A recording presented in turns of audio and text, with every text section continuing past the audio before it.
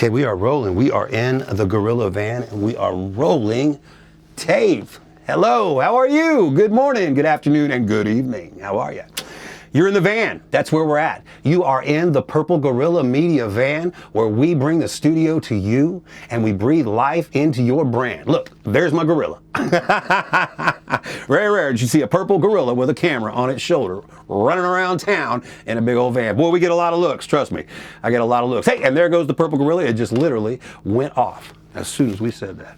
How do we get that gorilla back on? Well, you just set up. That's all you do. So listen, I'm here today because I wanted to just share a few things with you. We're in the van, and this is kind of a perfect spot for you to kind of see and hear what the van sounds like and looks like, right? And you see the visuals behind me, right? See the gorilla, and you see the beautiful colors that we put together for this gorilla. And what we do in this van is we do those very same things for you. When you get in the van, then we're going to do some sort of a backdrop for you so that you have all of the focus on you, and then the story behind you tells the story you're already telling.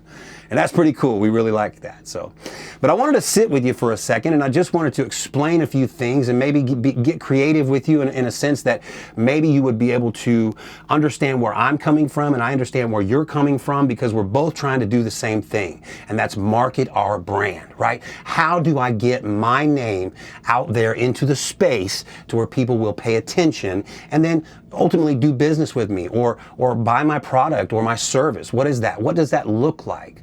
And so we get excited about that kind of stuff here because we're always thinking, how can I innovate to do the best thing?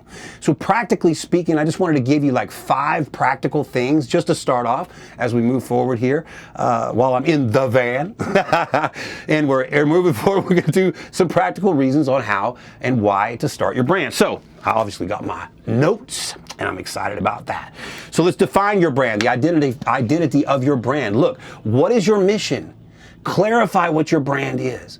What are you trying to do? What kind of values do you have behind your brand? Are you trying to help people with their mouth, dental work? Are you trying to sell cars to get people into some sort of established ride? Are you trying to be a doctor and try to help people with cancer? Are you trying to be a massage therapist, a hairstylist? I mean, you go down the line, the industry's full of several industries of people that want to do different things. And then of course there's brands of people that just want to cook, and there's brands of people that want to sing, and there's brands of people that want to speak inspirationally, right? So we have a lot of people out here that want to create a brand. Well, how do you do that?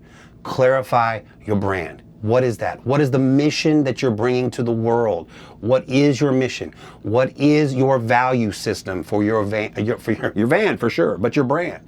What's your value system, right? It's important to have these put together because when you launch that, this is who the essence of you is. This is what you are. You are this brand. You're going to become that. Number 2, decide what your brand stands for and who it's for.